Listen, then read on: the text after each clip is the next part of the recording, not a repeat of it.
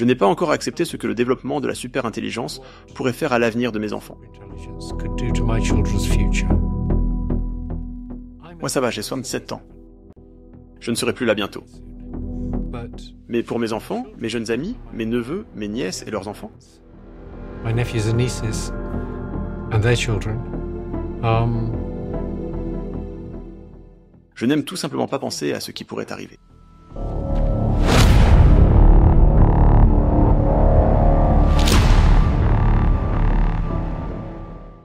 Voilà donc Geoffrey Hinton, largement connu comme le parrain de l'IA. Et il n'est pas seulement inquiet, il a véritablement peur. Dans cette récente interview avec Stephen Bartlett, le podcast Diary of CEO, Hinton a exposé exactement pourquoi est-ce qu'il pourrait simplement être trop tard. De la perte massive d'emplois aux armes autonomes, en passant par la désinformation et le risque d'extinction, il avertit tout simplement que l'IA progresse plus vite que nous ne pouvons la contrôler, et que même les personnes qui la construisent pourraient ne plus comprendre ce qu'elles ont créé. Et au cœur de tout cela se trouve une réalisation terrifiante. L'IA pourrait bientôt surpasser l'intelligence humaine. Regardez ça. Y a-t-il des risques, comme l'idée qu'il deviendrait un jour plus intelligent que nous et que nous pourrions devenir insignifiants? J'ai mis du temps à le reconnaître. D'autres l'ont reconnu il y a 20 ans. Je ne l'avais compris il y a quelques années, que c'était un vrai risque qui pourrait arriver très bientôt. Comment n'auriez-vous pas pu prévoir cela, avec tout ce que vous savez sur la capacité de ces ordinateurs à apprendre de la même manière que les humains et en introduisant n'importe quel taux d'amélioration? C'est une très bonne question. Comment n'auriez-vous pas pu le voir? Mais rappelez-vous que les réseaux neuronaux d'il y a 20 ou 30 ans étaient très primitifs dans ce qu'ils pouvaient faire. Ils étaient loin d'être aussi bons que les humains pour des choses comme la vision, le langage et la reconnaissance vocale. L'idée que vous deviez vous inquiéter de les voir devenir plus intelligents que les humains, cela semblait ridicule à l'époque. Quand cela a-t-il changé? Pour la population générale, cela a changé lorsque ChatGPT est apparu. Pour moi, cela a changé quand j'ai réalisé que les intelligences numériques que nous créons possèdent quelque chose qui les rend bien supérieures à l'intelligence biologique que nous avons. Si je veux partager des informations avec vous, je vais apprendre quelque chose. Et j'aimerais vous dire ce que j'ai appris. Alors je produis des phrases. C'est un modèle assez simpliste, mais globalement juste. Votre cerveau essaie de comprendre comment modifier la force des connexions entre les neurones pour que j'ai pu placer ce mot ensuite. Ainsi, vous apprendrez beaucoup lorsqu'un mot très surprenant apparaîtra, et pas grand-chose si c'est un mot très évident. Si je dis fish and chips, vous n'apprenez pas grand-chose quand je dis chips. Mais si je dis fish and cucumber, vous apprenez beaucoup plus. Vous vous demandez pourquoi j'ai dit cucumber. C'est à peu près ce qui se passe dans votre cerveau. Je prédis ce qui va suivre. C'est ainsi que nous pensons que ça fonctionne. Personne ne sait vraiment avec certitude comment le cerveau fonctionne, et personne ne sait comment il obtient l'information pour savoir s'il doit augmenter ou diminuer la force d'une connexion. C'est ça le point crucial. Mais ce que nous savons maintenant grâce à l'IA, c'est que si vous pouviez obtenir des informations pour savoir s'il faut augmenter ou diminuer la force d'une connexion, afin de mieux réussir les tâches que vous essayez d'accomplir, alors nous pourrions apprendre des choses incroyables, car c'est ce que nous faisons maintenant avec les réseaux neuronaux artificiels. Nous ne savons tout simplement pas, pour les vrais cerveaux, comment ils obtiennent ce signal pour augmenter ou diminuer. Il souligne donc essentiellement que l'IA et le cerveau humain apprennent de manière assez similaire, ce qui est évidemment logique étant donné que l'IA est modelée sur le cerveau humain. Mais la différence clé, parce que l'IA est numérique, c'est qu'elle peut partager l'information instantanément. Vous savez, les humains ne peuvent que parler en phrases ou taper sur un clavier ou écrire pour transmettre l'information de l'un à l'autre. Mais les IA, elles peuvent simplement moyenner leur poids et partager instantanément tout ce qu'elles ont appris entre elles. C'est en fait l'une des principales raisons pour lesquelles je suis si optimiste pour les robots humanoïdes. Je veux dire, imaginez des millions ou peut-être même des milliards de robots alimentés par l'IA opérant dans le monde entier, chacun apprenant de ses propres expériences en temps réel, puis partageant instantanément ces connaissances-là à tous les autres robots du réseau. C'est pas seulement un apprentissage plus rapide, c'est l'intelligence collective à une échelle que nous n'avons jamais vue auparavant. C'est comme si aujourd'hui vous prenez les 8 milliards d'êtres humains et que vous les connectez entre eux via la pensée. Eh bien, c'est là que l'interview prend une tournure un peu sombre. On demande à Hinton quels sont les risques potentiels qu'il voit avec l'IA, et il les énumère un à un. Vous connaissez probablement déjà les choses comme les cyberattaques par exemple. Eh bien, il mentionne même qu'il a personnellement diversifié ses économies dans plusieurs banques au cas où. Ou alors les armes biologiques. L'idée qu'une seule personne qui serait suffisamment déterminée à tout détruire pourrait utiliser l'IA pour concevoir un virus dévastateur. Puis, un autre point, il y a la désinformation à grande échelle. L'IA, par exemple, utilisée pour influencer les élections, déformer la vérité ou manipuler l'opinion publique. Rappelez-vous que ces entreprises d'IA sont légalement obligées de maximiser les profits, pas de minimiser les risques. Mais il finit malgré tout par dire « Écoutez, nous pouvons continuer encore et encore sur les risques, car la vérité c'est qu'il existe une quantité infinie de façons dont une IA super intelligente pourrait nous nuire, ou être utilisée pour nous nuire du moins. Et donc il n'y a aucun intérêt à passer notre temps à spéculer. Au lieu de cela, nous devrions essayer de l'empêcher. Regardez. » Ainsi, par exemple, une IA super intelligente pourrait décider de se débarrasser des humains, et la manière évidente de le faire serait de créer l'un de ces virus dangereux. Si vous créiez un virus très contagieux, très létal et très lent, tout le monde l'aurait avant même de réaliser ce qui se passe. Je pense que si une super intelligence voulait se débarrasser de nous, elle opterait probablement pour quelque chose de biologique, qui ne l'affecterait pas. Ne pensez-vous pas qu'elle pourrait très rapidement nous monter les uns contre les autres, par exemple en envoyant une alerte sur les systèmes nucléaires en Amérique, signalant une bombe nucléaire venant de Russie, ou vice-versa, et qu'une riposte s'ensuive? Mon point de vue fondamental est qu'il existe tellement de façons pour une super intelligence de se débarrasser de nous qu'il ne sert à rien de spéculer à ce sujet. Qu'est-ce qui empêcherait cela? Ce que vous devez faire, c'est l'empêcher de jamais le vouloir. C'est sur cela que nous devrions faire de la recherche. Nous n'avons aucun moyen de l'empêcher. Elle est plus intelligente que nous, n'est-ce pas? Il n'y a aucun moyen de l'empêcher de se débarrasser de nous si elle le désire. Nous ne sommes pas habitués à penser à des choses plus intelligentes que nous. Si vous voulez savoir ce que c'est que de ne pas être l'intelligence dominante, demandez à une poule. Alors oui, il met vraiment les choses en perspective. Je veux dire, vous ne voudriez certainement pas être une poule, un poulet, un mouton ou un animal d'élevage dans un monde dirigé par les humains, n'est-ce pas? Et c'est là que si la super-intelligence finit par nous ressembler, alors nous ne voudrions peut-être pas être un humain dans un monde dirigé par une IA super-intelligente. Bon, tout ça c'est des spéculations très lointaines et un peu bancales, mais il y a bien sûr un risque beaucoup plus éminent, beaucoup plus réel et qui va bientôt arriver vraiment, c'est le chômage de masse. Si l'IA devient plus intelligente que les humains et peut faire nos emplois mieux que nous, alors qu'est-ce qui nous arrive à votre avis? Eh bien, Hinton décompose cela en deux scénarios simples, le bon scénario et le mauvais scénario. Regardez ça. Est-ce que j'ai raison de penser que cette sorte de révolution industrielle va jouer un rôle dans le remplacement des muscles? Oui, exactement. Et cette révolution de l'IA remplace l'intelligence, le cerveau. Le travail intellectuel courant est comme avoir des muscles forts. Et cela ne vaut plus grand-chose. Donc, les muscles ont été remplacés. Maintenant, l'intelligence est remplacée. Alors, que reste-t-il? Peut-être, pour un temps, certaines formes de créativité. Mais l'idée même de la super-intelligence, c'est qu'il ne reste rien. Et ces choses vont devenir meilleures que nous en tout. Alors, que finirons-nous par faire dans un tel monde? Eh bien, si elle est travailleur pour nous, nous finissons par obtenir beaucoup de biens et de services sans beaucoup d'efforts. D'accord, mais cela semble tentant et agréable, mais je ne sais pas.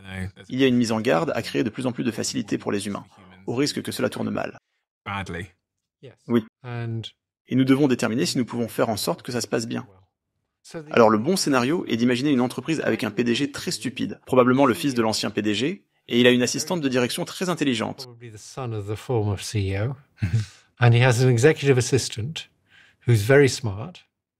Et il dit, je pense que nous devrions faire ça. Et l'assistante de direction fait en sorte que tout fonctionne. Le PDG se sent bien. Il ne comprend pas qu'il n'est pas vraiment en contrôle. Et, d'une certaine manière, il est en contrôle. Il suggère ce que l'entreprise devrait faire. Elle fait juste en sorte que tout fonctionne. Tout est génial, c'est le bon scénario. Et le mauvais scénario? Le mauvais scénario est qu'elle se dit, pourquoi avons-nous besoin de lui? Oui. Je veux dire, dans un monde où nous avons la super intelligence, ce que vous ne croyez pas être si loin. Oui, je pense que ce n'est peut-être pas si loin. C'est très difficile à prédire, mais je pense que nous pourrions l'avoir dans environ 20 ans, voire moins. Alors qu'en est-il du travail créatif? Je veux dire, même avec des modèles vidéo IA très avancés comme VO3 de Google par exemple, certaines personnes insistent encore sur le fait que les machines ne seront jamais plus créatives que les humains. Pour être honnête avec vous, je n'y crois pas, et Hinton explique également pourquoi lui non plus n'y croit pas. Écoutez. Donc, il saura essentiellement tout ce que les humains savent, mais plus, parce qu'il apprendra de nouvelles choses. Il apprendra de nouvelles choses. Il verra aussi toutes sortes d'analogies que les gens n'ont probablement jamais vues. Alors, par exemple, au moment où GPT-4 ne pouvait pas chercher sur le web, je lui ai demandé « Pourquoi un tas de compost est-il comme une bombe atomique ?» À vous. Je n'en ai aucune idée. Exactement. Excellent. C'est exactement ce que la plupart des gens diraient. Il a dit, eh bien, les échelles de temps sont très différentes, et les échelles d'énergie sont très différentes. Mais ensuite, il a continué à expliquer comment un tas de compost, en devenant plus chaud, génère de la chaleur plus rapidement, et comment une bombe atomique, en produisant plus de neutrons, génère des neutrons plus rapidement. Et donc, ce sont toutes deux des réactions en chaîne, mais à des échelles de temps et d'énergie très différentes. Et je crois que GPT-4 avait vu cela pendant son entraînement. Il avait compris l'analogie entre un tas de compost et une bombe atomique. Et la raison pour laquelle je crois cela est, si vous n'avez qu'1 billion de connexions, rappelez-vous que vous en avez 100 billions, et que vous devez avoir des milliers de fois plus de connaissances qu'une personne. Vous devez compresser l'information dans ces connexions. Et pour compresser l'information, vous devez voir des analogies entre différentes choses. En d'autres termes, il doit voir toutes les choses qui sont des réactions en chaîne, et comprendre l'idée de base d'une réaction en chaîne, pour la coder, puis coder les différences, et c'est juste une manière plus efficace de coder les choses que de coder chacune d'entre elles séparément. Donc, il a vu de très nombreuses analogies, probablement de nombreuses analogies que les gens n'ont jamais vues. C'est pourquoi je pense aussi que les gens qui disent que ces choses ne seront jamais créatives, elles vont être beaucoup plus créatives que nous. Parce qu'elles vont voir toutes sortes d'analogies que nous n'avons jamais vues. Et une grande partie de la créativité consiste à voir des analogies étranges. Après cela, ils abordent quelque chose d'un peu plus profond, à savoir si l'IA aura ou pas des sentiments ou des émotions. Et Hinton dit essentiellement qu'elle n'aura pas d'émotions comme nous, du moins au sens psychologique. Mais ce qu'elle aura, ce sont des mécanismes intégrés qui simulent l'émotion quand c'est utile. Par exemple, disons qu'un robot humanoïde se trouve en danger. Il pourrait commencer à émuler la peur, non pas parce qu'il la ressent, mais parce que agir avec peur, s'enfuir ou appeler à l'aide, c'est le bon comportement dans ce moment-là pour survivre. Ou alors, dans le contexte du travail, il imagine un scénario où un vieil homme solitaire appelle un centre d'appel juste parce qu'il veut parler à quelqu'un. Et dans ce cas-là, alors, il pourrait être utile pour l'IA de simuler l'irritation ou même l'ennui, parce que d'un point de vue commercial, cet appel c'est une perte de temps et d'argent. Alors vous vous demandez probablement quels emplois resteront. Eh bien c'est exactement ce que Stéphane Barlett lui a demandé, écoutez. J'utilise un outil appelé Replit, et j'ai construit un logiciel en disant simplement à l'agent ce que je voulais. Oui, c'est incroyable, n'est-ce pas? C'est incroyable et terrifiant à la fois. Oui, et si cela peut construire un logiciel comme ça? Oui. N'oubliez pas que l'IA, lorsqu'elle s'entraîne, utilise du code. Et si elle peut modifier son propre code, alors ça devient assez effrayant, n'est-ce pas? Parce qu'elle peut se modifier elle-même, elle peut se changer d'une manière que nous ne pouvons pas nous-mêmes changer. Nous ne pouvons pas changer notre démon inné. Il n'y a rien en elle-même qu'elle ne pourrait pas changer. Sur cette question du chômage, vous avez des enfants. Oui. Et eux ont des enfants? Non, ils n'ont pas d'enfants, pas de petits-enfants pour l'instant. Que diriez-vous aux gens concernant leur perspective de carrière dans un monde de super-intelligence? À quoi devrions-nous penser? En attendant, je dirais qu'il faudra beaucoup de temps avant qu'elle ne soit aussi douée que nous en manipulation physique. Et donc, un bon pari serait de devenir plombier. Jusqu'à ce que le robot humanoïde... Oui. Alors oui, et il ne plaisante pas, son conseil littéral c'est de devenir plombier. Alors maintenant, évidemment, tout le monde ne peut pas être plombier. Et donc, naturellement, la conversation s'est orientée sur le RUB, donc le revenu universel de base. Donc, ils n'ont pas approfondi le sujet, mais le point principal de Hinton, c'est que le revenu universel de base sera définitivement nécessaire, je le pense également, bien qu'il ne soit pas suffisant en soi. Parce que les gens n'ont pas seulement besoin d'argent, ils ont besoin d'une raison de se lever le matin, vous voyez, un sens des objectifs. Et en réalité, pour la plupart des gens, cela est toujours venu du fait d'avoir un emploi, de travailler. Alors maintenant, je suis sûr que beaucoup de gens ont des opinions fortes là-dessus, et j'adorerais les lire dans les commentaires. Bon, pour revenir à l'interview, encore une fois, ils n'approfondissent pas trop l'impact de l'IA sur l'économie, mais au lieu de cela, l'interview prend en fait un tournant un peu émotionnel. Hinton réfléchit à ce qui vient, l'avenir qui arrive, et il admet que même lui n'a pas encore complètement accepté cela. Regardez. Oui, beaucoup de ces menaces, il est très difficile de s'y confronter émotionnellement, même si intellectuellement on peut en voir la portée. Je ne m'y suis pas encore confronté émotionnellement. Qu'est-ce que vous voulez dire par là? Je n'ai pas encore accepté ce que le développement de la super-intelligence pourrait faire à l'avenir de mes enfants. Quant à moi, tout va bien, j'ai 77 ans, et je serai bientôt parti d'ici. Mais pour mes enfants, mes jeunes amis, mes neveux, nièces et leurs enfants, my nephews and nieces and their children, je n'aime tout simplement pas penser à ce qui pourrait arriver. Pourquoi? Parce que ça pourrait être terrible. In what way? Si elle décidait un jour de prendre le contrôle, je veux dire, elle aurait besoin des humains pendant un certain temps pour faire fonctionner les centrales électriques, le temps de concevoir de meilleures machines analogiques pour les gérer. Il y a tellement de façons de se débarrasser des gens, toutes bien sûr très désagréables.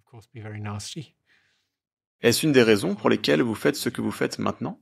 Oui, je pense que nous devrions faire un énorme effort dès maintenant pour essayer de trouver comment la développer en toute sécurité.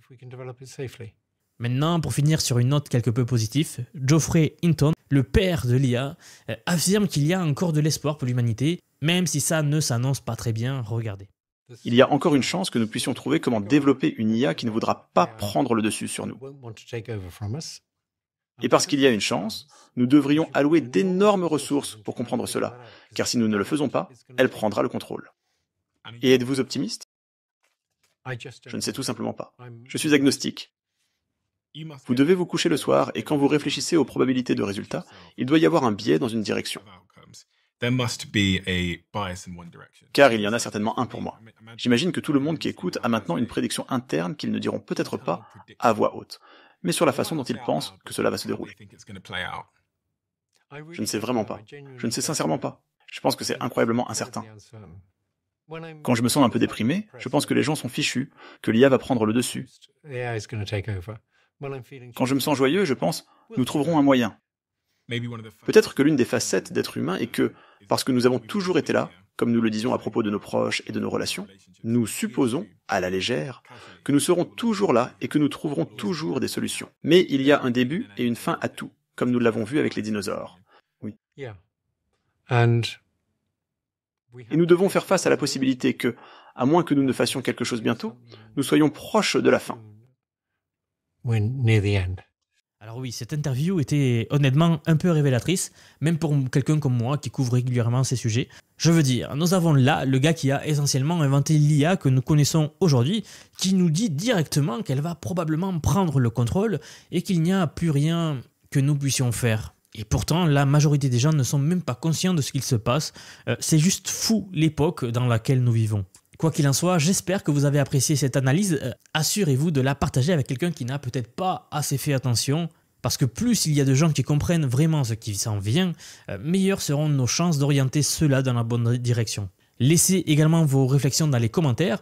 Je veux vraiment entendre ce que vous pensez. Et si vous voulez rester à jour sur les futures actualités de l'IA, comme celle-ci par exemple, assurez-vous d'appuyer sur le bouton j'aime et s'abonner si vous êtes nouveau. Et comme toujours, je vous retrouve dans la prochaine vidéo. Merci, à bientôt. Si cette analyse sur l'intelligence artificielle vous a intéressé et que vous souhaitez approfondir votre compréhension des avancées dans ce domaine fascinant, je vous invite à découvrir ma page x.com dédiée à l'intelligence artificielle. Vous y trouverez des analyses détaillées sur les dernières innovations et les applications concrètes de l'intelligence artificielle qui transforment notre quotidien et façonneront notre avenir.